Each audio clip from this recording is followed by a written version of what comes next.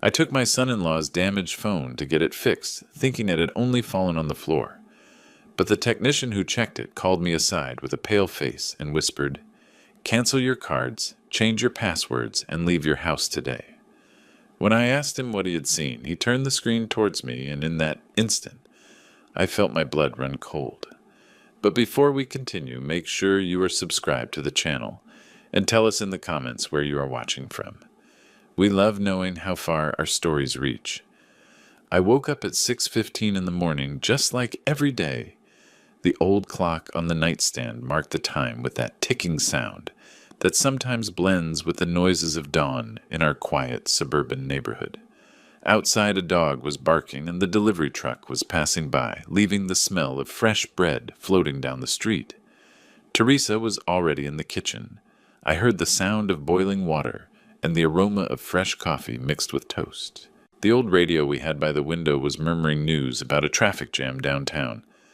I went over to say good morning, and without looking at me, she said, "The coffee is ready, Richard."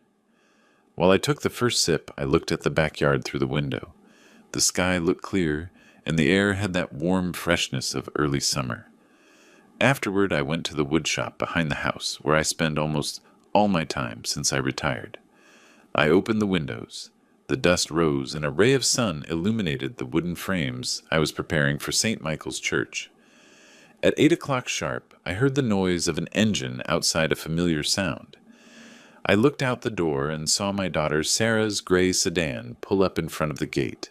She always arrives without warning with that energy she has had since she was a child. She got out of the car with her purse, and behind her came her husband, Michael, impeccably dressed in a white shirt, leather shoes, and a briefcase in his hand. Teresa welcomed them at the door with a smile, and in a moment, the four of us were in the kitchen with steaming cups of coffee and a plate of donuts between us. Michael spoke with his usual tone, kind and polite. That tone he uses with everyone, but that has never seemed natural to me. "Dad, you saved my life," he said, holding up a phone with a shattered screen. "I dropped it last night, and tomorrow I have a very important video call with the bank.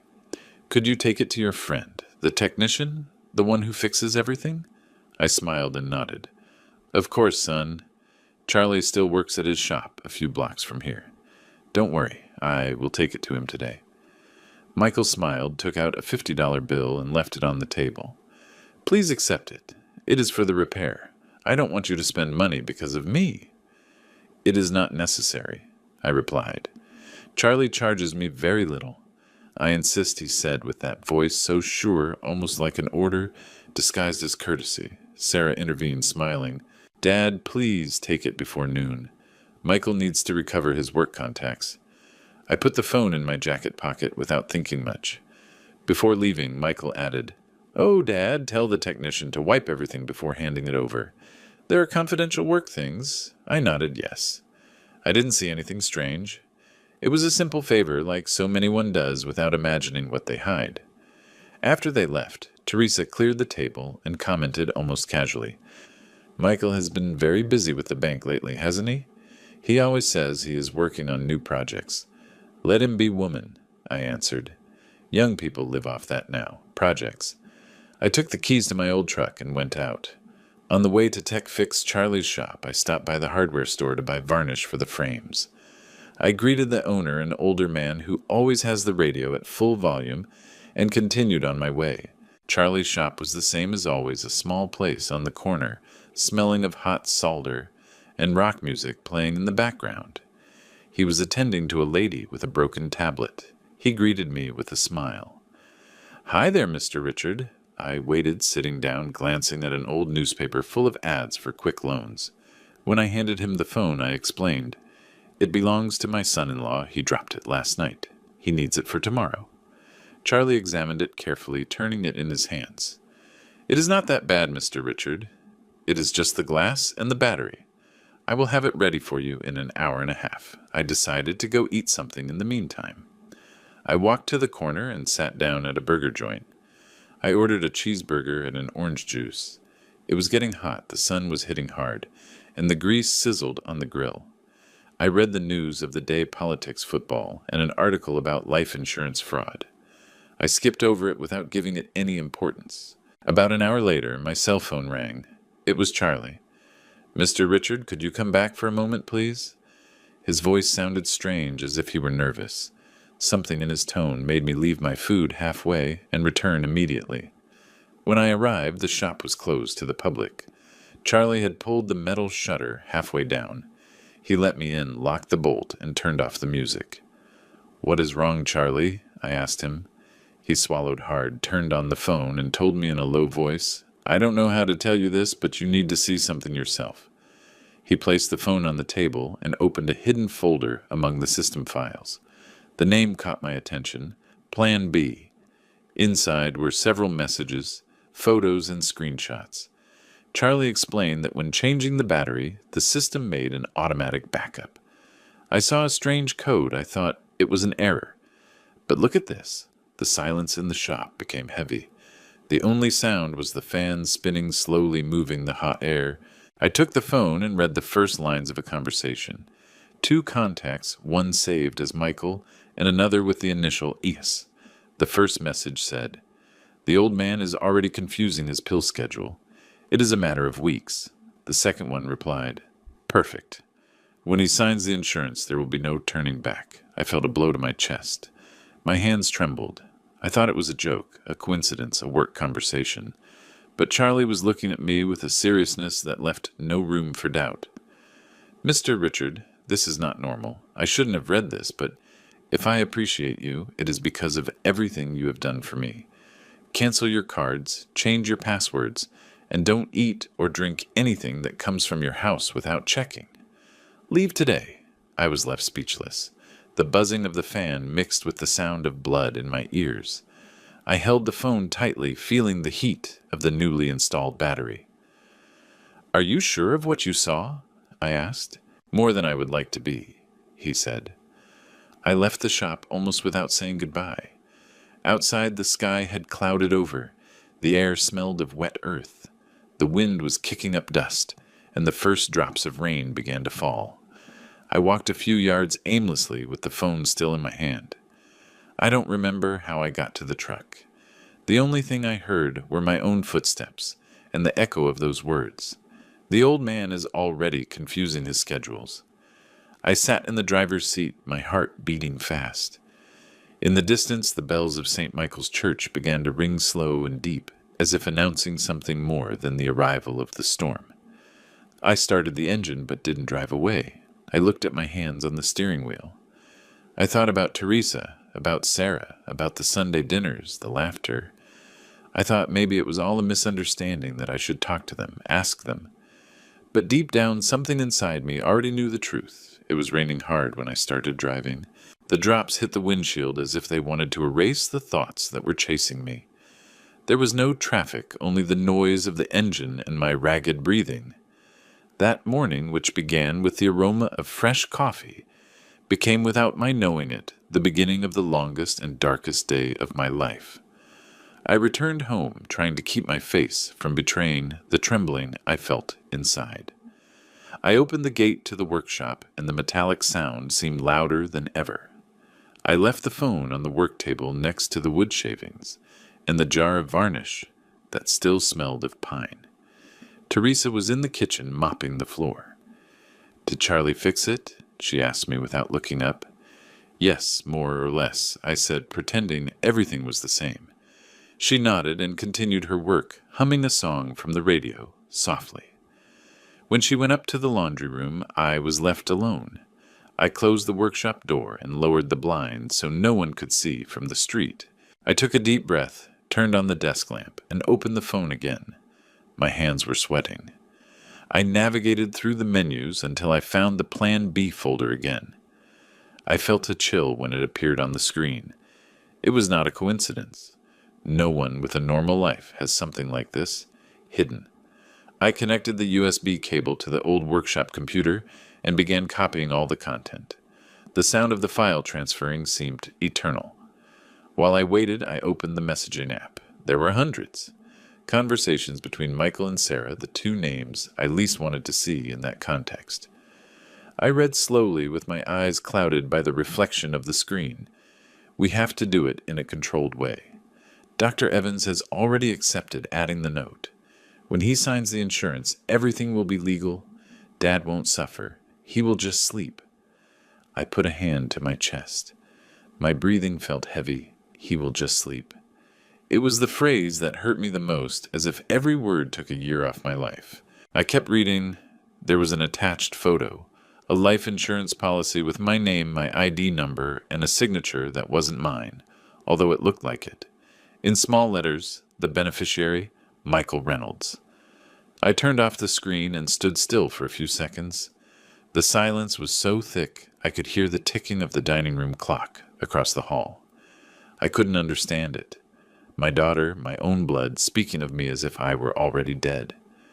I finished transferring the files to the USB drive. Then I opened the workshop printer and started printing everything, the screenshots, the messages, the documents. Every sheet that came out was a blow to the heart. When I finished, I put the copies in an old folder of wood blueprints and hid it in the drawer where I keep my precision tools. Teresa came down shortly after. "What are you doing still in there?" she said from the door. "Nothing. I am just organizing my papers. Later, I want us to go to the bank. There's something strange with the accounts." "Strange how?" she asked. "I will explain later. Don't worry now." She looked at me with curiosity but didn't insist. I waited for her to go to the market and took the opportunity to leave as well. I drove to a small cafe on the corner, the one with free Wi-Fi. I ordered a double Americano and sat by the window. I turned on my laptop and sent the files to my secondary email. Then I uploaded them to a password-protected cloud. I did every step with a precision I didn't recognize in myself. My fingers were trembling, but I knew that if I didn't secure everything, I could lose it. Next to me, 2 men were talking about business. One of them mentioned something that made me break out in a cold sweat. "Did you hear about the insurance fraud in the next town over? They say it was a family member who did it all." "Yes, it is always someone from the family," the other replied, laughing. I lowered my head. It was as if the conversation was directed at me. I felt my heart hammering against my chest. I finished my coffee in one gulp and left, looking sideways by instinct. When I arrived home, I saw Michael's car parked in front of the garden. The smell of damp earth filled the air. He had just watered the plants. He had a hose in his hand and was whistling a tune. Upon seeing me, he looked up and smiled as if nothing were wrong. "Dad, I was just passing by." "Were you able to fix the phone?" "Yes," I said, trying to make my voice sound firm. "Here you go." I handed him the device. He turned it on, checked it for a few seconds, then patted me on the shoulder. "Perfect. Thank you very much. Tomorrow we will come by with Sarah to invite you to dinner. We have good news." Good news. That phrase echoed in my head. I watched him get into his car, turn on the radio, and sing at full volume as he drove away. I stood still, watching the car disappear at the end of the street. I had the feeling that I had just handed over something more than a phone, as if I had returned a bomb to him. I went into the house and asked Teresa to close all the windows. "Is it going to rain again?" she asked. "I don't know, but better to keep everything closed." She didn't say anything, although her gaze followed me for a moment. I went up to the workshop and took out an old notebook. I started writing down every detail, every time, every phrase. Day 1, discovery. Day 2, appointment with Dr. Evans. Day 3, possible meeting with bank. I wanted to leave a record. If something happened to me, someone had to understand what had occurred. I picked up the phone and called Dr. Evans' office. His assistant answered. "Could you see me tomorrow morning?" "It is urgent," I told her. "The doctor has an opening at 8:30, she replied. "Perfect. I will be there." I hung up and breathed a sigh of relief. At least I had a starting point. That night, the storm returned. Heavy rain with thunder that made the windows vibrate. The lights flickered. Teresa made hot soup and tried to turn on the television, but the signal came and went. At 11, while she was folding clothes in the bedroom, I heard the buzzing of the landline on the kitchen table. It was vibrating non-stop. I walked over. Sarah's name appeared on the screen. I hesitated. I didn't want to hear her voice, not yet. I let it ring. The answering machine recorded a few seconds of silence, and then a low, trembling tone. Dad, are you awake? Michael wants to see you tomorrow. There is something important to sign. Call me, please. The recording ended. I felt a chill. I stood looking at the reflection of my face in the window, old tired with eyes full of questions. A bolt of lightning illuminated the street, and for an instant I saw my own shadow on the glass, as if looking at me from another time. I turned off the light, opened the workshop drawer, and took out the small USB drive. I put it in a metal toolbox, the ones I have had since the 70s, and with a red marker I wrote on the lid, "Evidence do not erase." Outside, the wind made the branches of the orange tree in the patio creak. Teresa was already asleep, unaware of everything. I sat in the dark, listening to the patter of rain on the tin roof. The clock struck 12:03. I thought about Sarah's message. Michael's voice, the forged signatures, the medications, everything fit with a sick precision. I ran a hand over my face and in a low voice, barely audible, murmured to myself, "If I go to the bank tomorrow, I won't come out alive." The thunder that struck afterwards made the whole house shake, as if the sky confirmed my thought. I stayed there motionless with the box in my hands, waiting for dawn, knowing that from that moment on, nothing would ever be the same again. I woke up at 6:20. Outside it was still raining with that calm after the storm, when the drops seemed to fall, only to remind you that the day before something changed forever. Teresa was already in the kitchen making coffee. The aroma of brown sugar and cinnamon filled the house, but today didn't comfort me, like other times. While I put on my jacket, I put the small USB drive in my inside pocket. I couldn't leave it at home. It was the only thing protecting me if something happened. I looked at myself in the hallway mirror. The dark circles were deep, my eyes red, as if I had aged 10 years in one night. I left without breakfast. Upon opening the gate, I saw something that froze my blood. Michael's truck was parked half a block away, turned off, with the windshield fogged up and a faint column of smoke coming out of the exhaust. No one was moving inside, but I knew it was him. I pretended not to see him. I closed the gate and took another route, taking a long detour to exit onto Main Street. The sky was gray. The tires splashed dirty water in the puddles, and every red light seemed like a trap.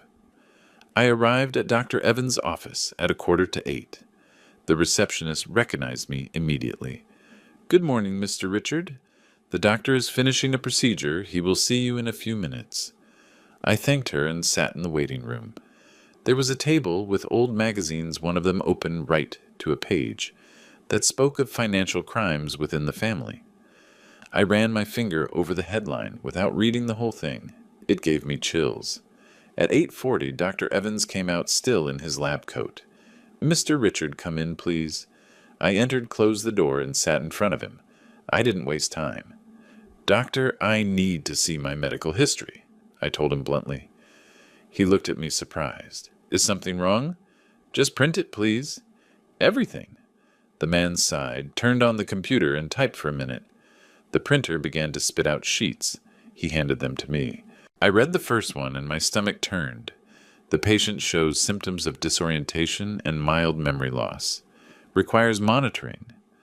I left the paper on the table with a dry slap. "Who asked you to write this?" I asked, staring at him. He stayed silent for a few seconds. His hand played with his pen. Finally, he muttered, "It was Michael. He said he needed a medical certificate for a family health insurance plan." I felt everything click into place. I looked at him, and in my voice there was no longer doubt, only weariness. "So, doctor, you are going to print a new report, a real one. I want it to say that I am completely lucid and in good mental state. You are going to sign it right now." The man lowered his gaze. "Mr. Richard, I am sorry. I didn't know it was for something bad." "Then do it," I replied. It took a moment. The printer sounded again. This time the report was short and clear. "The patient is lucid, oriented, and without signs of cognitive deterioration. He signed, stamped, and handed me the envelope. His hand was trembling. I put it in my jacket. Thank you, Doctor. And I advise you that if Michael comes looking for you again, say you don't know anything. I left without giving him time to respond. The air in the street smelled of humidity and gasoline. I walked to the parking lot. Upon arrival, I saw him. Michael was there next to my car, pretending to talk on the phone. When he saw me, he smiled. "Dad!" "What a coincidence. I came to drop off some papers at the lab," he said with that voice of his so calculated. "Ah, I didn't know you worked with Dr. Evans," I replied, closing the car door. He laughed, scratched his neck. "No, I just asked him some routine things. You know how this insurance thing is." I nodded without saying more and got into the car. I watched him in the rearview mirror. He was still there motionless with that smile that slowly faded as I drove away.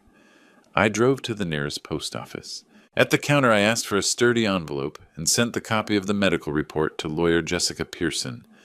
I paid for express shipping and stared at the receipt until the clerk told me, "Do you want the tracking number?" "Yes, keep it safe. It is important." Afterward I drove to the National Bank on Mexico Avenue. The manager, Steve, a kind man I have known for years, received me. "Mr. Richard, what a pleasure to see you. Your son-in-law came yesterday to update some permissions." "Permissions?" I asked, feeling a hole in my stomach. "Yes, an extension of your card and online access. He said you had authorized it. I noticed my fingers were trembling. And did I sign anything?" "Yes, of course we have a digital copy." The man turned the screen and showed me the document. The signature was mine, or almost. A perfect imitation. "That is not my signature," I said, clenching my teeth. Steve frowned. I imagined. "This happens more than you think, Mr. Richard. We are going to cancel everything right now." It took 15 minutes to block the accounts, issue a new card, and change the passwords. He made me sign 3 different forms this time in front of him. When I left the bank, the rain had returned. I got into the car and closed my eyes for a moment. Everything was clear. They were not suspicions. They were facts. Michael was preparing every step with surgical precision. The doctor, the insurance, the bank. Everything. I returned home with cold hands and a burning chest. Teresa was preparing noodle soup in the kitchen. "Do you want to eat something?" she asked, without noticing my face. I nodded and sat down. I ate slowly, without tasting anything. While she washed the dishes, I told her calmly, "This afternoon, Sarah and Michael are coming over." "Again?" "They came 2 days ago. They said they have good news." She smiled. "Surely it is something about work." "Sarah told me they were planning a trip." I didn't answer. I just looked out the window. The sky was clearing little by little, and the drops on the glass seemed to shine like broken mirrors. At 5 o'clock, sharp they arrived. Sarah brought a cake box and Michael a bottle of red wine. They entered laughing, talking fast. "Dad!" "Mom!" he said. "We want to celebrate that Sarah got a promotion." Teresa was happy. She served them soup and hot tortillas. At the table, everything seemed normal, but I felt a knot in my stomach. Michael opened the bottle with a corkscrew. The dry sound of the cork coming out made me shudder. He poured 4 glasses. The wine had a dark color, almost black. He passed me a glass and raised his. "Let's toast," he said, "to family and new beginnings." I raised mine, but only brought my lips close and faked a sip. "I can't drink much," I lied. "I am on blood pressure medication." Michael looked at me fixedly for a few seconds with a frozen smile. "Did you already visit Dr. Evans?" he asked, swirling the wine in his glass. "Did he tell me he would do some memory tests?" "Yes," I answered without hesitation. "And how did it turn out?" he insisted. "Perfect." More lucid than ever. His smile twisted barely, but he returned to his polite tone. "That is good, Dad. Sometimes one worries about the elderly, you know." Sarah looked at him strangely, as if she didn't understand why he said that. We finished dinner. They talked about trips, about work, about a future that to me already sounded like a well-rehearsed lie. When they left, Teresa began to clear the plates. On the table remained the glasses. Mine, almost intact, had a slight stain on the rim. She took it and said, Why didn't you drink anything? The wine was good. I looked her in the eyes. Why did I know I shouldn't do it? I didn't say more. That night the rain began to fall again. The drops pattered against the roof, slow, monotonous. In the kitchen, the bottle of wine they brought was still on the shelf, barely open with the cork half in. I turned off the lights and stood observing the shadow of the bottle projected on the wall. It looked like a human figure leaning over watching. I went up to the workshop, opened my notebook, and wrote, Day 3, confirmation. Failed attempt. Do not lower guard. I put the USB back in my pocket and looked out the window. On the street, a car passed slowly, its headlights illuminating the gate for an instant. I closed the curtains. Poison doesn't always kill at once. Sometimes it disguises itself as love, as a family dinner, as a sincere toast. And when you realize it, it is already in your blood, waiting for its moment. That night, I understood that mine was already circulating, but not in the body, but in the soul. Dawn broke with a gray sky covered with low clouds that seemed not to want to move. I woke up before sunrise with that feeling of alert that hadn't let me sleep for days. On the workshop table where I normally cut wood and sanded frames, I now had my papers spread out, printed copies of the messages Dr. Evans report, the bank statements, and the insurance policy with my forged signature. Everything was there ordered in silence like the pieces of a puzzle showing a single image, my planned death. I checked them one by one, making sure nothing was missing. Afterward, I put them in a large brown envelope, and with a black marker, I wrote on the cover, In case of emergency, deliver to Jessica Pearson. Teresa got up shortly after. She found me standing putting the papers in the workshop briefcase. Why are you keeping so many things? She asked, with that mixture of curiosity and tenderness she had always had. Just a precaution, I replied, without looking directly at her. I couldn't tell her the truth yet. If I did, I would put her in danger. I went out in the truck and drove to the post office downtown. The clerk recognized me. Important letter, Mr. Richard? Yes, I told him, trying to keep my voice steady. Urgent delivery, please. He stamped the envelope and slid it into the metal mailbox. That dry sound, the thud of the cardboard against the bottom, made me feel a kind of relief. It was as if part of my fear remained locked in there. On the way home, the rain started again. At the height of Highland Avenue, I noticed something strange, a black SUV behind me at a constant distance. I passed a traffic light, another, it was still there. I turned at the next corner, the car too. My breathing accelerated. I sped up a little and turned sharply towards a gas station. I stopped next to the pump. The SUV went straight without stopping. I watched it move away until it was lost in the mist. I stayed still for a minute with my hands on the wheel. It was evident they were already watching me. Upon returning home, Teresa was sweeping the hallway.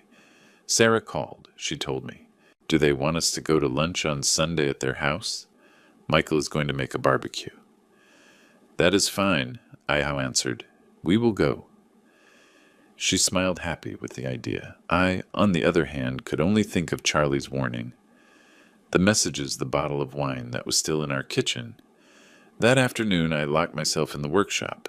I pretended to work, but in reality I was writing my own diary.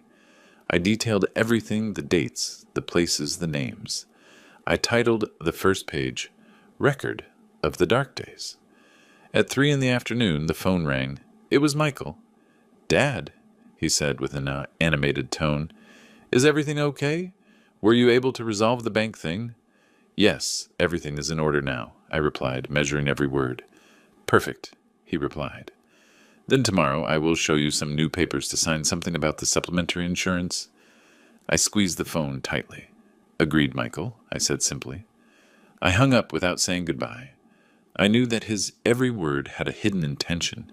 That night, I told Teresa that I needed to buy some things downtown. I walked to a small electronics store near the market. In the display case between cables and adapters, I saw what I was looking for, a spy camera in the shape of a pen. I asked the seller if it recorded audio and video. Yes, sir. It has a 32 gigabyte card and activates with this small button he showed me. You just have to charge it for 2 hours. I paid in cash and put it in my pocket. Back home, I sat in the workshop to test it. I recorded a couple of seconds of my voice, then played it back. It sounded clear. Perfect. I learned to use it without looking. I kept it in the inside pocket of a shirt, like someone hiding an invisible weapon. The next day early, Charlie called me. "Did they give you back the phone, Mr. Richard?" "Yes," I replied. "My son-in-law already has it." "Be careful. Those messages you found delete themselves after 72 hours. If you didn't save them, they will disappear." I hung up and went straight to the workshop. I turned on the computer and copied everything again, this time onto the old hard drive I used for carpentry designs. I labeled it with masking tape St. Michael Project, a name no one would suspect. That night, while we were having dinner, the phone vibrated on the table. It was a video call from Sarah. I answered it. She was smiling, and next to her was Michael, with that calculated calm. "Dad, don't miss this Sunday. We have something important to announce." "Of course, daughter," I told her, forcing a smile. "I will be there." Before hanging up, my eyes drifted to the background of the image on her kitchen counter. There was a bottle of wine, just like the one they had brought me the last time.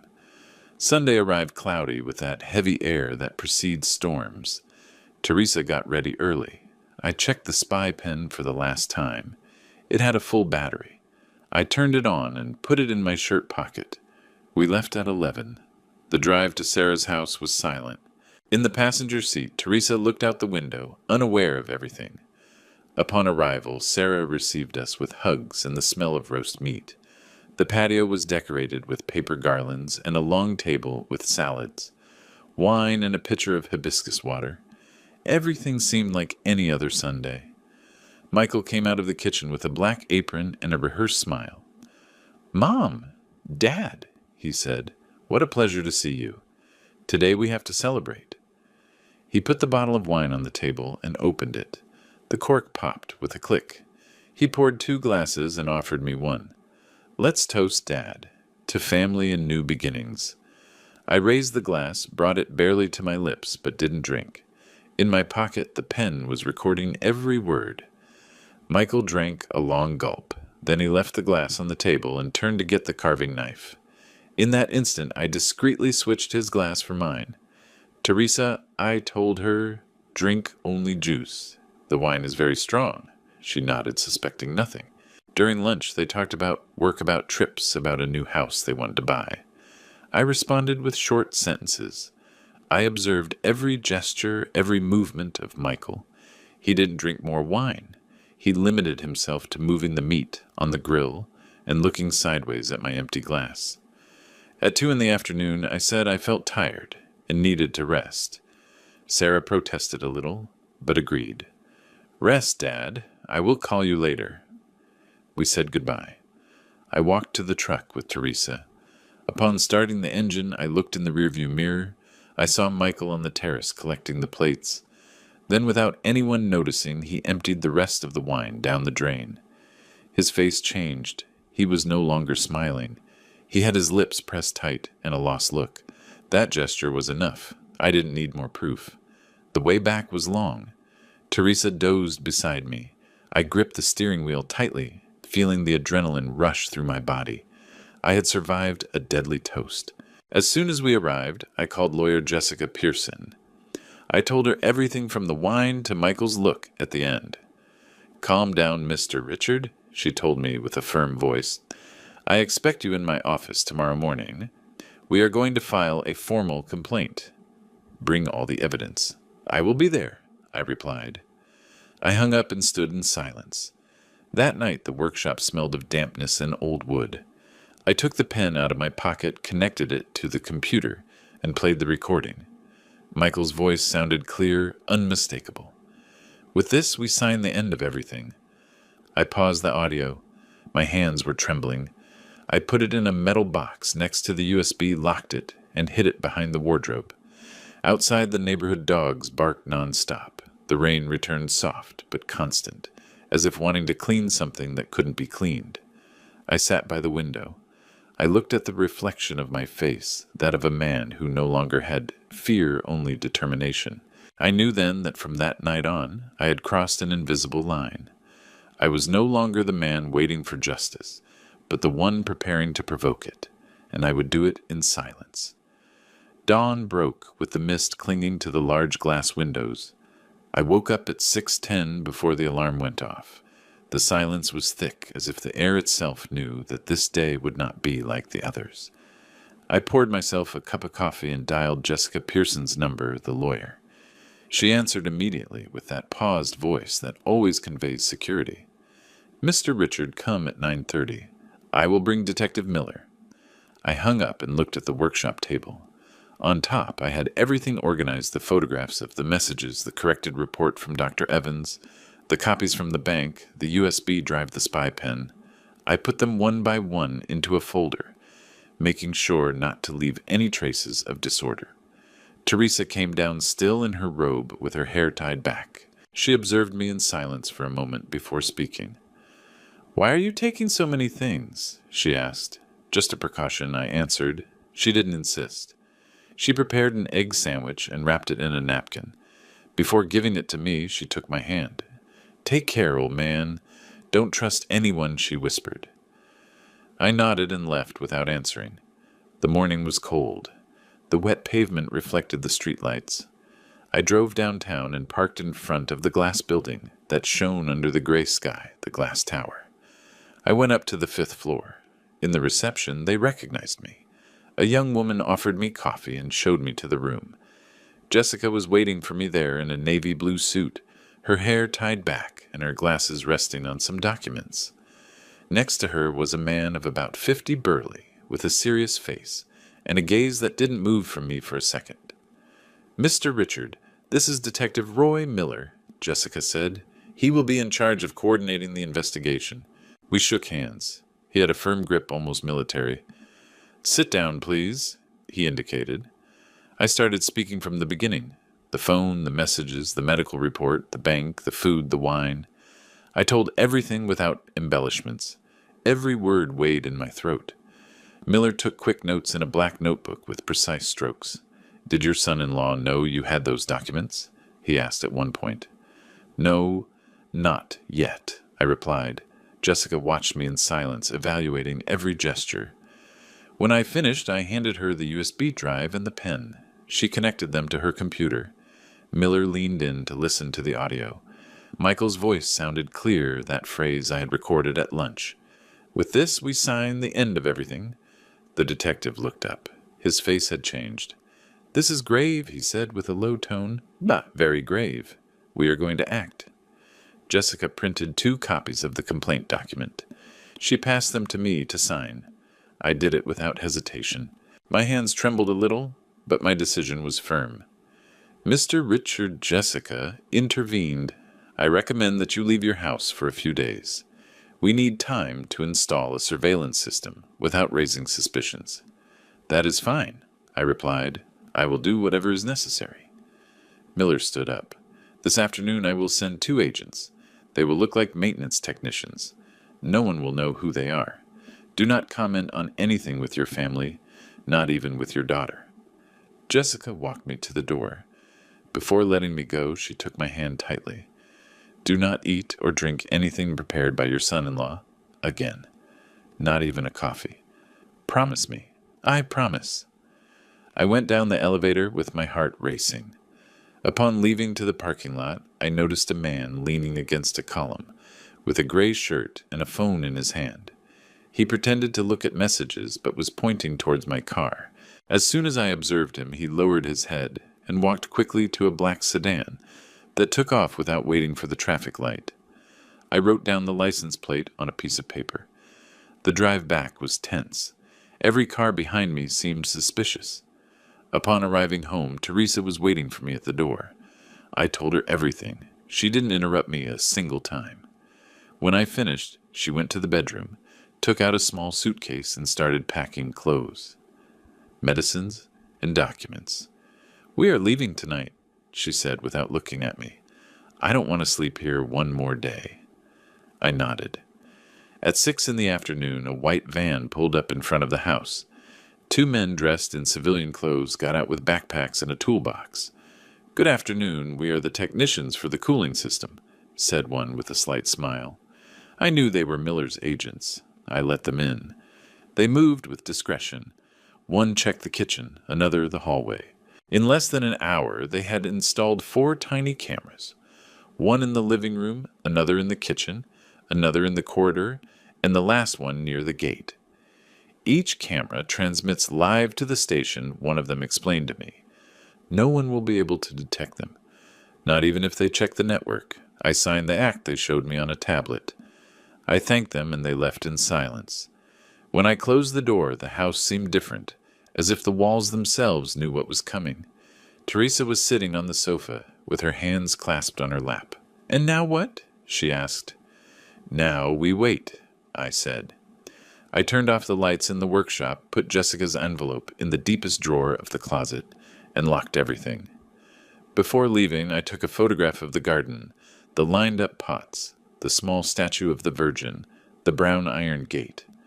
I wanted to keep that memory in case I never returned. We called a taxi and left the house without looking back. The Hotel St. Charles was 10 minutes from downtown. I asked for a room under the false name Jessica had suggested, Richard Mendez. The receptionist asked no questions. The room was small, with beige curtains and the smell of disinfectant. Teresa left the suitcase in a corner and sat on the bed. "I never thought we would come to this," she whispered. "Me neither," I said, "but there is no turning back now."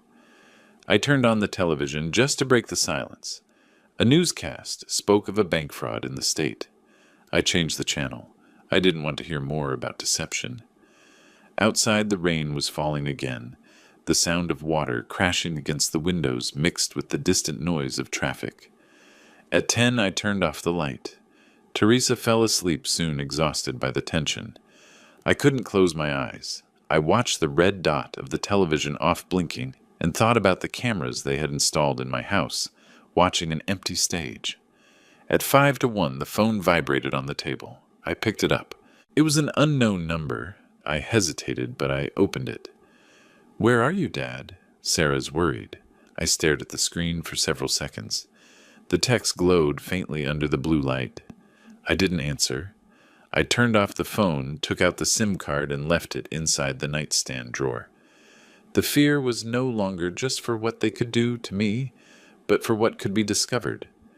In that cheap hotel silence, I understood that my previous life, that of the trusting father, the quiet carpenter, the man who believed in his family, had ended. That night, I didn't sleep.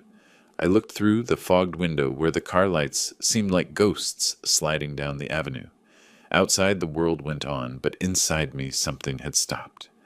Fear, that word I heard so many times in the mouths of others, finally had a shape, the shape of an unanswered message. That morning I woke up at 8:15 with the sound of fine rain hitting the hotel blinds. Teresa was still sleeping, wrapped in the blanket, her breathing slow, unaware of the trembling that ran through my body. I turned on the room's coffee maker and waited. The smell of coffee filled the air, but it didn't calm me. I knew that today something was going to end. A few minutes later, my laptop rang. On the screen appeared the name of Detective Miller. I answered immediately. "Mr. Richard, we have everything ready," his firm voice said. "If your son-in-law appears, we will record him." He explained that they had installed the remote link, so I could see the cameras in real time from the laptop. He sent me a protected link and a password. I turned on the computer, opened the browser, and there it was, the image of my house, empty, illuminated by the morning light. The clock in the corner marked 9:02. "Do not do anything," Miller warned me. "Observe, take notes, and wait for my call." I nodded, although he couldn't see me. For more than 2 hours, the house remained motionless. The wind moved the curtains. A ray of sun slipped through the dining room window. At 11:47, something changed. The sound of an engine was heard through the patio microphone. In the screen, a gray car stopped in front of the gate. I recognized it instantly, Michael's sedan. I felt a dry cold run down my back. Michael got out of the car with a sure step. He was wearing a light blue shirt and a silver watch that shone with every movement. He stopped for a moment, looked around, and took out a bunch of keys. He has a copy, I murmured to myself. With all naturalness, he opened the front door and crossed the garden. The cameras captured his face clearly. In the living room, he looked at the walls, as if making sure no one else was there. Then he walked to the kitchen and took out 2 white bags from his jacket pocket. The microphone registered every noise, the slight crunch of the plastic, the sound of the bottles moving. He put one of the bags on the table, opened the medicine cabinet, and took out the box of my blood pressure pills. The camera from the upper angle captured his hands. With a small spoon, he poured a fine white powder inside the bottle. "There it is," whispered Miller over the phone. "Don't touch anything. Mr. Richard, don't say anything." I clenched my fists. My nails hurt embedded in my skin. Seeing him do it with such calm as if he were making coffee was more painful than any blow. Then he took the second bag and went to the shelf, where the bottle of red wine remained the same one he had brought weeks ago. He uncorked it, looked around, and poured a little of the powder into the neck of the bottle. He shook it gently, smiled, and placed it back in the same spot. Then he cleaned the surface with a rag, erasing his fingerprints meticulously. It was a learned ritual, not improvised. He went up the stairs. The hallway camera followed him. He opened the door to my bedroom and began to search the drawers. In one of them he found a brown envelope. He held it for a moment, opened it, and checked it. I recognized it. It was the fake envelope, the one I had left on purpose with blank sheets. When he realized, his expression changed. He frowned and threw the envelope to the floor with rage. He kicked the drawer, cursed between his teeth. Then, approaching the balcony, he took out his phone and dialed a number. His voice, clear and without trembling, came through the microphones. "Yes, everything ready. This time, it won't fail." The detective gave the immediate order from the other side of the link. "We are going in. Nobody move."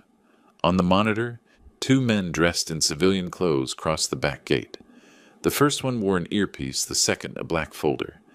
In silence, they advanced through the side hallway. In that instant, Michael was coming down the stairs with a bottle in his hand. He was pouring himself a glass of wine when the kitchen door opened. "Police! Don't move!" one of the agents shouted, showing the badge. Michael was startled. The wine spilled on his shirt. The bottle broke against the floor. He tried to run towards the living room, but slipped on the glass shards. The agents surrounded him in seconds. One pushed him against the wall, and the other held his hands. "You don't know who you are messing with," he shouted, trying to break free. Detective Miller, already inside the house, entered through the main gate. His voice was firm, cutting. "Michael Reynolds, you are under arrest for attempted homicide, forgery of documents, and fraud." Michael stood motionless, breathing hard. The living room camera focused on him from the front. His face contracted, sweat falling down his temple, the empty look of someone who knows it is all over. The agent searched his jacket and found the rest of the white powder, the bag he had used, and the phone still recording a call. Miller held up the envelope and showed it to the camera. "Everything is recorded," he said. "Jessica called me by video call. Her face appeared small in the corner of the screen, her voice contained, but victorious. We have him. Mr. Richard, everything is recorded. The evidence is irrefutable." I didn't answer. I stood looking at the image of Michael handcuffed, with his eyes down his shoes, stained with wine and blood from the glass. Teresa, sitting next to me in the hotel room, put her hand to her mouth. She didn't cry. She just closed her eyes and rested her hand on my shoulder. For several minutes the image remained fixed, the living room of our house full of police officers, the light entering through the windows, the pieces of bottle shining like pieces of a broken mirror. I took a deep breath. For the first time in weeks, I felt I could do it without fear. I turned off the computer. The reflection of the black screen showed my tired face with wrinkles I didn't remember having. I stayed there in silence while outside the cars kept passing indifferent. Teresa took my hand. "It is over," she murmured. "No, not yet," I replied. "The worst part is not what he did. The worst part is having seen him do it." She squeezed my hand without saying anything. Outside, the sky was opening up. The sun's rays entered through the glass, warm, almost painful in their clarity. On the street, the distant sound of the siren merged with the traffic noise. The city followed its course, oblivious to what had happened in one more house in any corner of the suburbs. But for me, time stopped.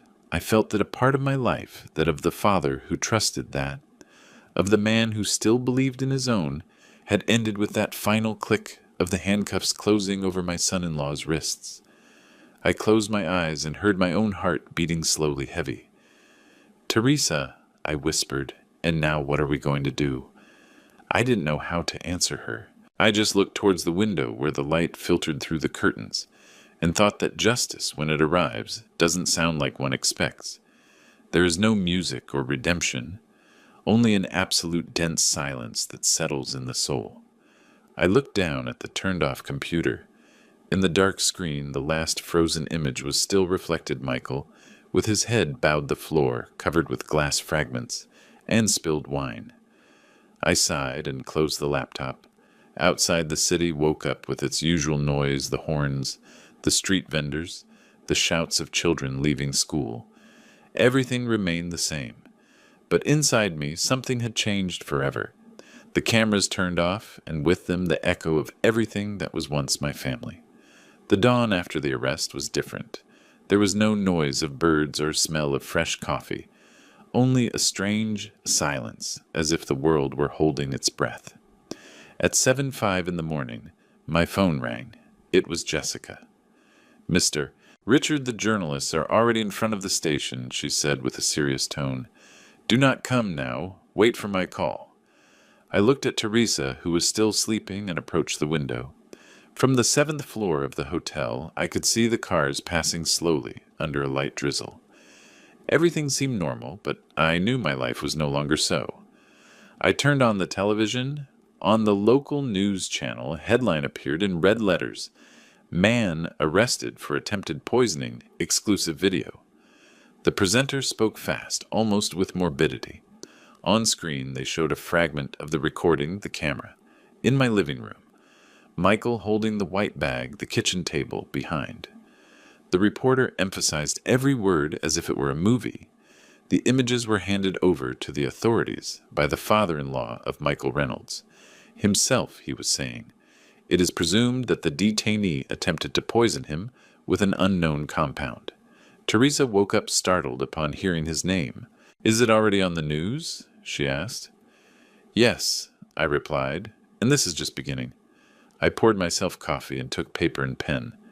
I wrote a short list: call the bank, call Dr. Evans, meeting with Jessica at 10. Underneath, I wrote in large letters, "Do not speak to press." I stuck it on the table as a reminder that sometimes silence also saves. At 9:15, Jessica arrived at the hotel. She was wearing a black coat, had her hair tied back, and a thick folder in her arm. She greeted me with a quick gesture without smiling. "I bring the summary of the investigation," she said, handing me some documents. "Here is the arrest warrant and the police file. Everything ready to formalize the complaint." We went down to the lobby and called a taxi. On the street, the camera flashes greeted us before even opening the door. The journalist shouted, "Mr. Richard, is it true that your son-in-law wanted to kill you? How do you feel? What do you plan to do now?" Jessica pushed me gently towards the car. "Don't answer anything," she whispered. "They are not looking for the truth, they are looking for headlines." The taxi advanced through the chaos.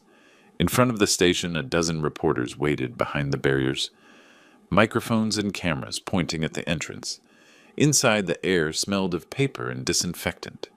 At the reception, an officer handed us a form to sign.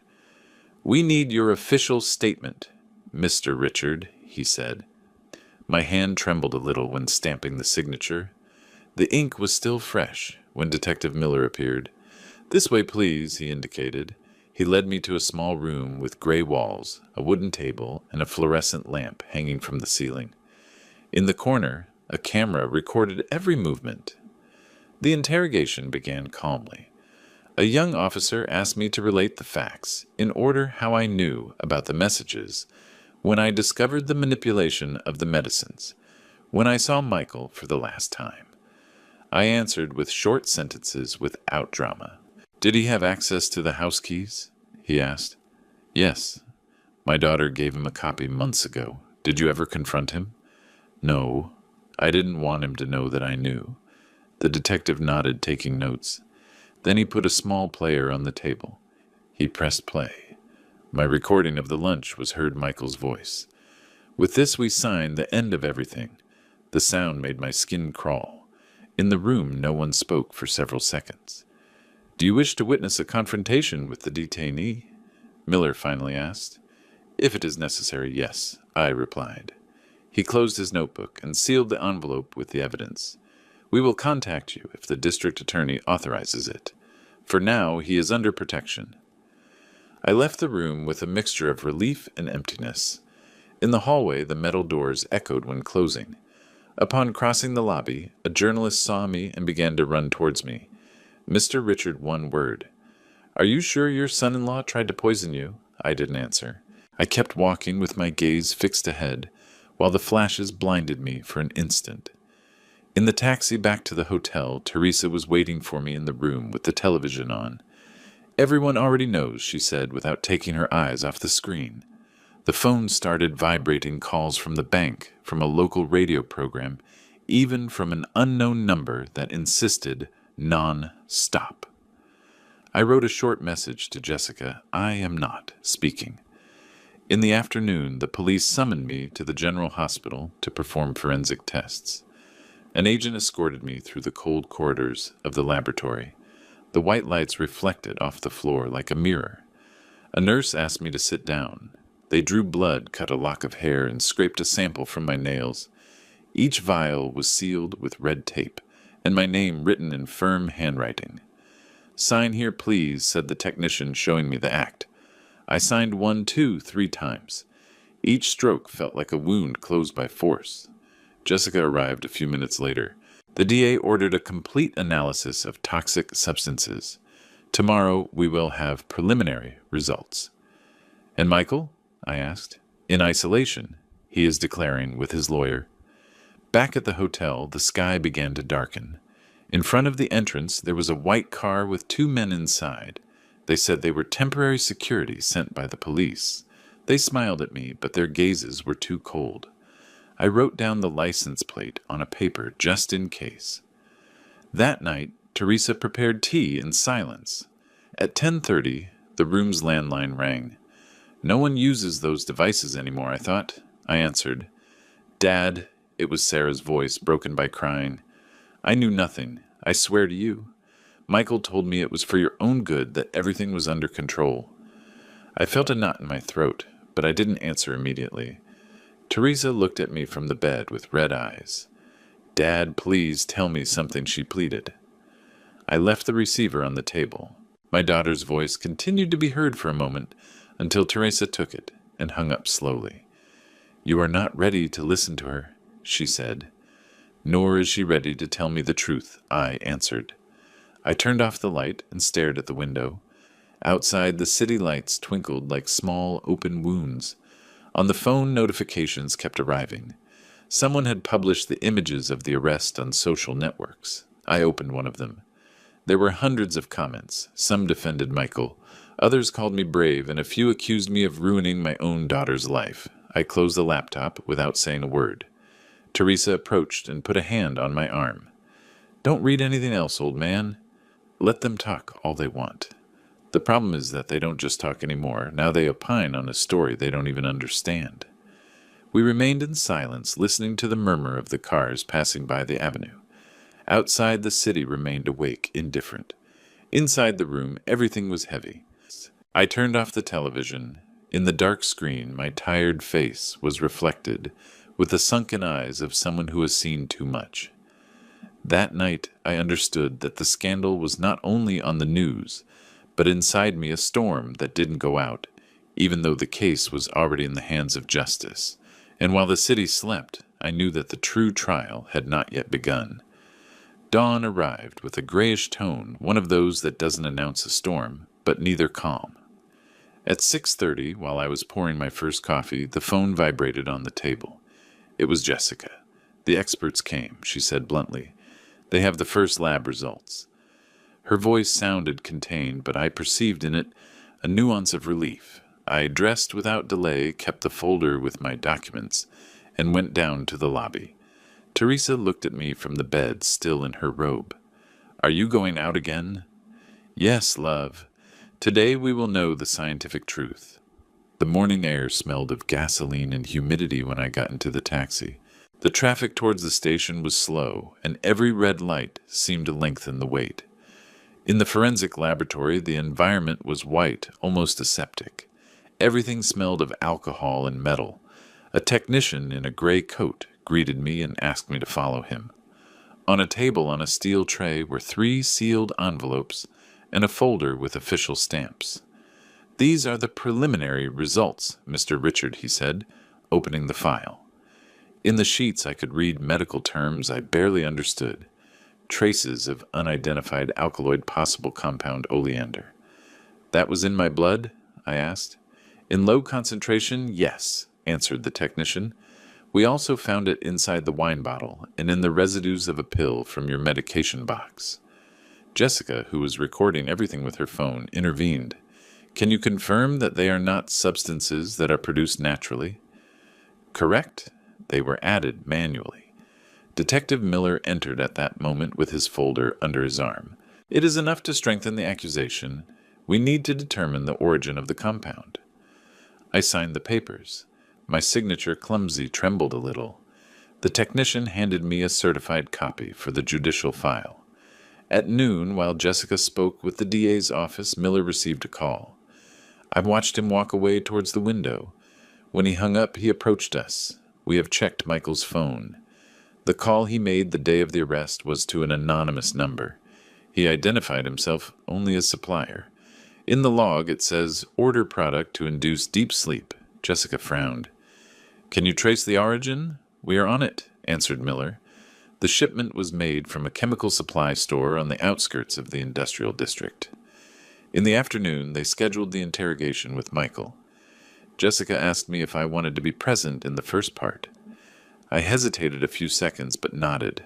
I wanted to look in the eyes of the one who had tried to destroy everything.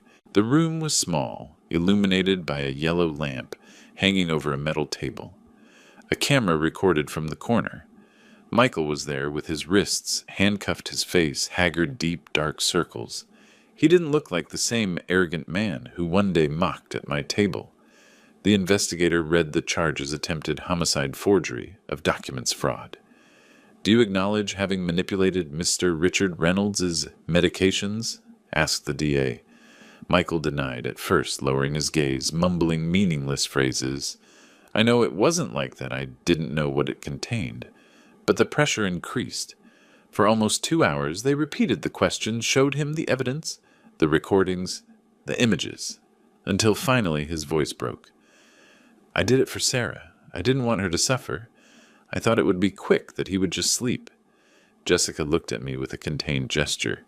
The detective noted every word. "So you admit to having changed the medications?" insisted the DA. "Yes, I changed them," he replied with a voice barely audible. "But I didn't want to kill him. I just wanted to end everyone's suffering." It was a partial confession, but a confession nonetheless. He tried to disguise the crime as compassion. He said the plan was to induce a temporary deep sleep, a rest. Meaningless words to justify selfishness. The DA continued, "And the insurance policies, the bank transfers, the forged signatures." Michael remained silent. He lowered his head and looked at the floor like a child caught in a lie. After closing the session, Jessica went out to the hallway to talk to me. "It is an advance," she told me. "He has admitted the manipulation. That gives us a solid base." An agent approached and offered me the possibility of entering a few minutes to see him under supervision. I accepted. The atmosphere of the room was dense. 2 police officers watched from the door. I approached slowly. Michael looked up. He had red eyes and a broken voice. "I didn't want to kill you, sir," he said. "I just wanted to speed things up." I looked at him for a few seconds. "Then why did you put your name on everything?" I asked calmly. He didn't answer. He just lowered his head and clenched his handcuffed hands. A defense attorney entered at that moment, interrupting the silence. He requested a break in the interrogation. He said, "My client is willing to collaborate if a sentence reduction is considered." Detective Miller and the DA exchanged a look. Then by radio they communicated the request. I left the room with a bitter taste in my mouth. Outside, Jessica was talking to an assistant. She told me they had found an invoice issued by a chemical store in a nearby town, digitally signed by Michael. In the delivery address appeared his home address. "There is no longer doubt," said Jessica. "Everything points to him." While we walked down the hall, Miller caught up with us. "We will keep him isolated," he informed us. He tried to communicate with his wife, but the message was intercepted. At dusk, Jessica handed me a folder with the names of the witnesses we had to summon for the preliminary hearing. Charlie, the technician who repaired my phone, Dr. Evan Steve from the bank, and the manager of the chemical store. I called Charlie from the lobby of the building. He answered me with a firm voice. "Count on me, Mr. Richard. I will go tomorrow morning." Dr. Evans also confirmed his attendance. His tone was grave, as if he shared my exhaustion. Before leaving, Miller entered the office where Michael remained in custody.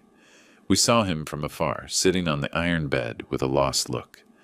At one point, they lent him a supervised phone. We heard him murmur, "Forgive me, Sarah." His voice was barely a thread, a trace of guilt, or perhaps fear. Jessica took my arm when we left the building. "Don't be confident," she told me. He could try to retract, but today we took an important step. That night, back at the hotel, Teresa was waiting for me with a cup of hot tea. On the table was a printed copy of the forensic report. I sat in front of her. The paper trembled between my fingers. "And now?" she asked. "Now begins the hardest part," I replied.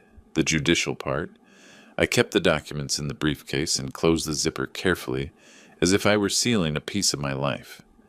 At 10:30, an email arrived from a national newspaper requesting the rights to the recordings of the cameras. I forwarded it to Jessica. Minutes later, she responded from her official account. "All evidence under police custody. Diffusion not authorized." I turned off the computer. In the gloom of the room, I wrote in my notebook the names of the witnesses, the phones, and the date of the hearing. Then I kept the USB with the backups in the small hotel safe. I closed the diary and stood observing the door with the hallway light filtering underneath, the distant murmur of the city mixed with the hum of the air conditioning. I knew that from that moment the case entered another stage, that of the courts, that of formal words, evidence, and crossed versions. But for me, what was at stake was not only justice, but understanding how a man I one day called son could go so far. I turned off the lamp. The silence returned thick, like a curtain that covers everything. The hallway door closed softly, and with that click, I knew the trial had already begun. The dawn of that Thursday was thick, as if the air itself sensed something. We left the hotel before 7. Teresa kept the documents and a scarf in her purse in case it got cool. On the way, no one spoke. The silence between us weighed more than the distant sirens of the city. Upon arriving at the station, Detective Miller was already waiting for us in his office, reviewing some papers. "Mr. Richard," he said, "seeing me enter today, we will transfer Michael to the county jail. But we have a problem." I looked at him without understanding. "What is wrong?" "Sarah is in the house. She didn't want to come out when we notified the search warrant. She says her parents threatened her." Jessica, sitting next to the desk, turned to me. "If you go, maybe you can convince her. The police don't want to force entry." I remained silent for a few seconds. I didn't know if I had the strength to return to that place, but I couldn't leave her there either. "Let's go," I said finally. Miller gave the order, and we got into an official vehicle. 2 patrol cars escorted us. We advanced down Main Street with the sirens on. People moved aside, some curious ones recorded with their phones. The journey was brief, but every corner reminded me of something: the market where we used to buy fruit, the bakery, where Sarah as a child asked for sweet bread. All that now seemed to belong to another life. Upon turning onto my street, my heart skipped a beat. In front of the house there were 2 police vans, an ambulance, and a group of neighbors crowded behind the yellow tape. An agent cleared the way for us. The detective took the megaphone and spoke with a firm voice. "Mrs. Sarah Reynolds, come out with your hands visible." For an instant there was no answer. Then a second-floor window opened suddenly. Sarah appeared there, disheveled with swollen eyes from crying. "I didn't do anything to them," she shouted. "Let me talk to my dad." Miller looked at me and nodded. "Try it yourself." I approached slowly to the gate with my hands in sight. "Sarah, daughter, it is me. Open the door. No one is going to hurt you."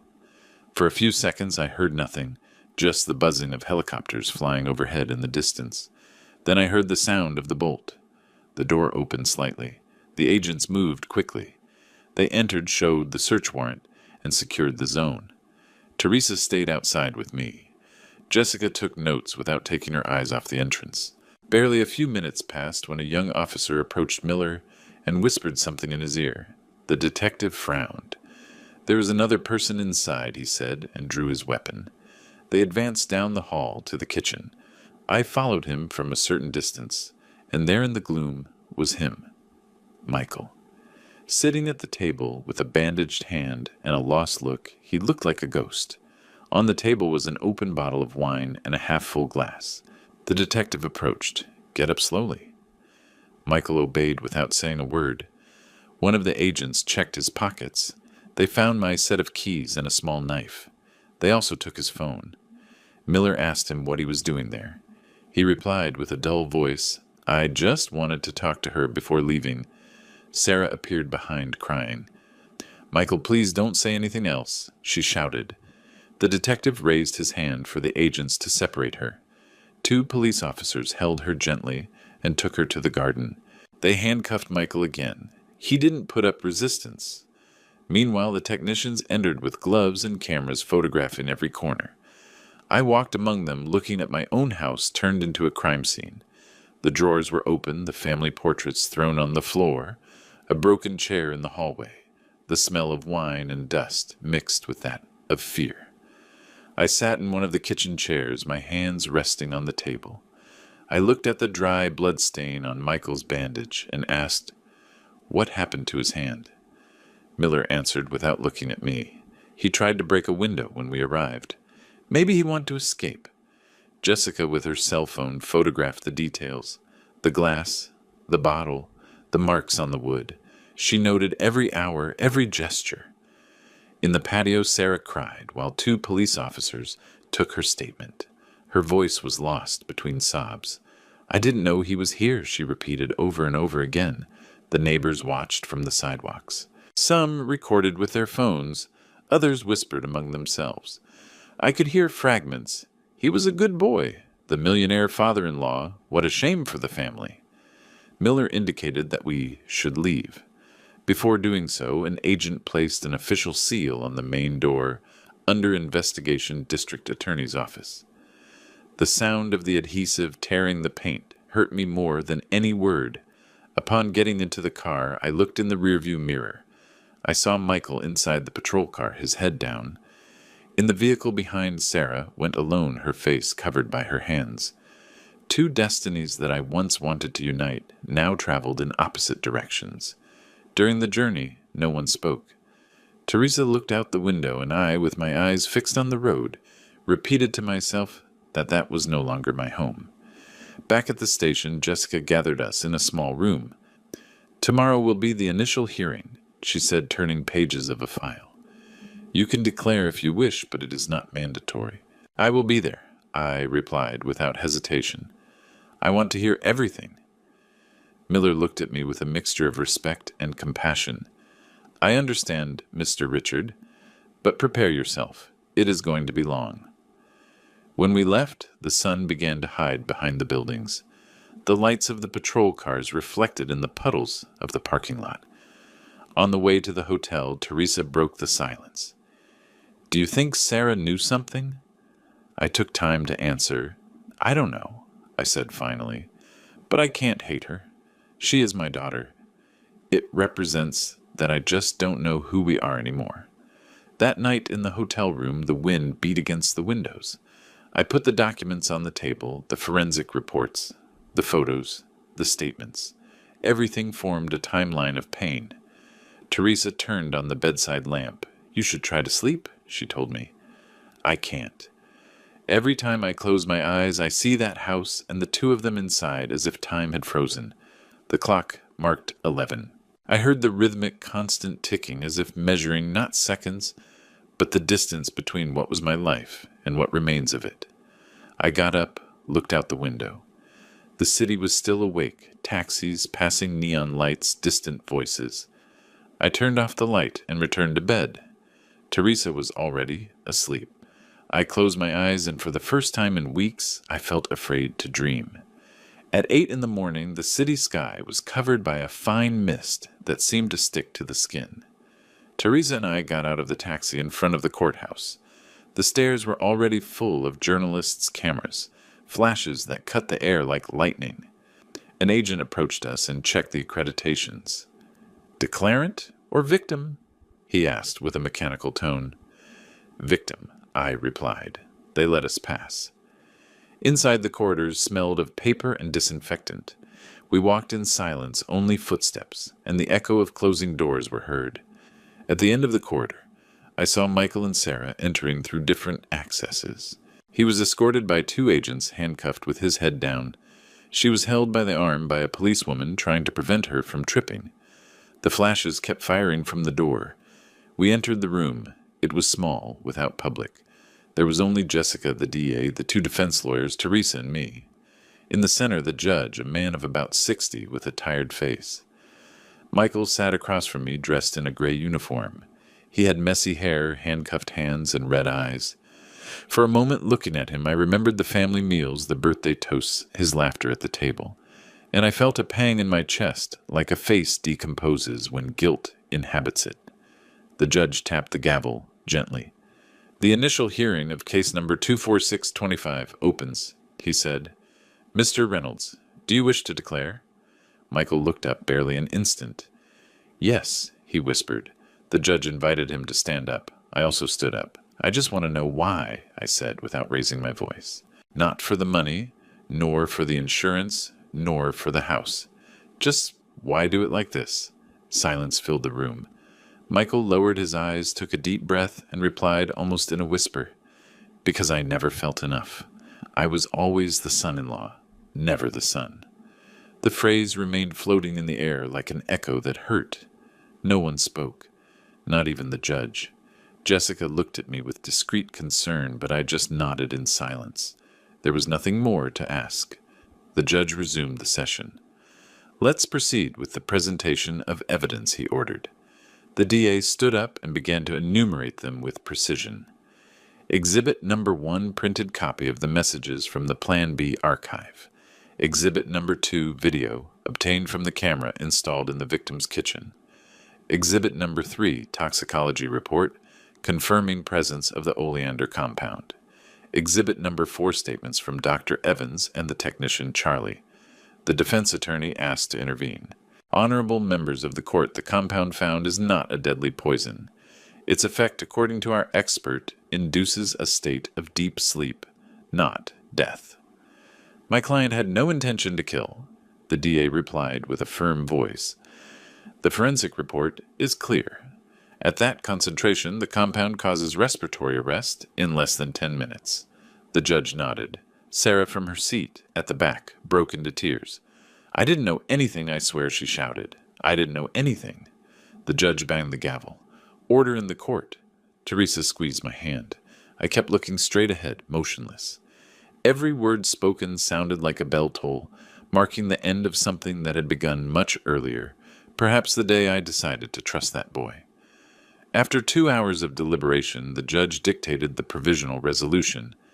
The court finds sufficient elements to process Michael Reynolds for the crimes of aggravated attempted homicide and forgery of documents.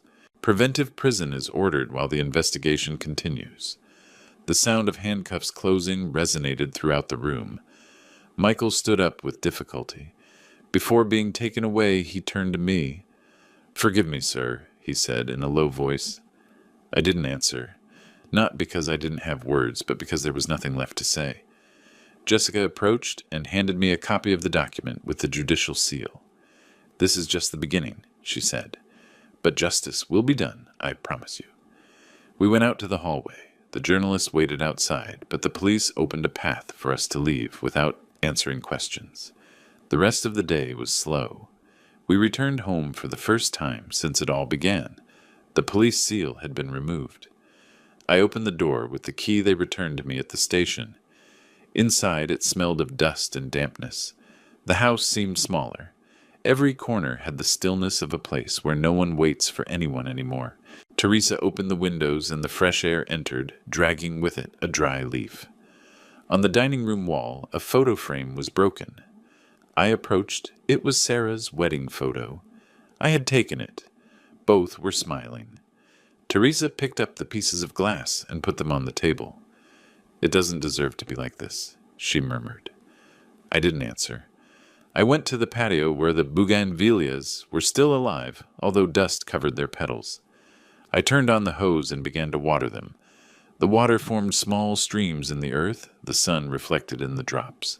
For a moment I felt that time was moving again. Jessica arrived in the afternoon with her briefcase full of folders.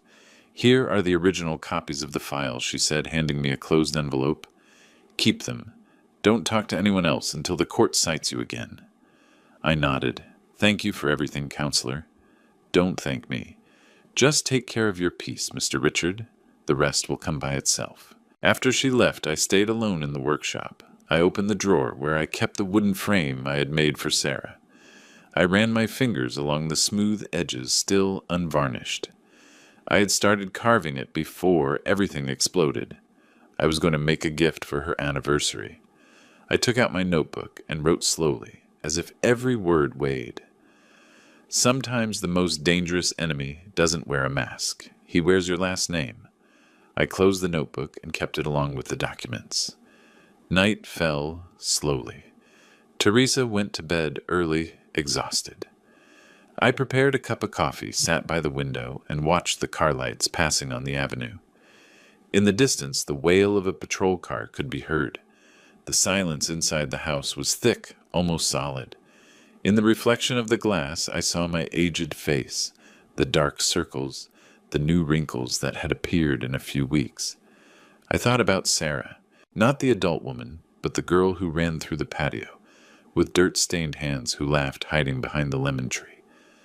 At what moment did I lose her? At what moment did we stop being a family? The dining room clock marked 11:59. I got up, turned off the workshop light, and walked towards the bedroom. In the hallway before closing the door, I looked one last time towards the back of the house. Everything was in its place, but nothing was the same. I whispered to myself, almost voicelessly, "It is over." But the silence of this house weighs more than the guilt. I turned off the lamp. The darkness wrapped me with a strange peace, warm and cold at the same time. The ticking of the clock was the last thing I heard before sleeping. And so without words, without witnesses, I closed the longest and most painful chapter of my life. After everything I lived, I understood that betrayal doesn't always come from strangers, but sometimes from those who shared your table and your trust. I learned that silence can save your life, and that the truth, although it hurts, always ends up coming to light. If you were in my place, what would you have done? Would you forgive your family, or would you simply walk away forever? I would love to read your thoughts in the comments, your experiences, your stories.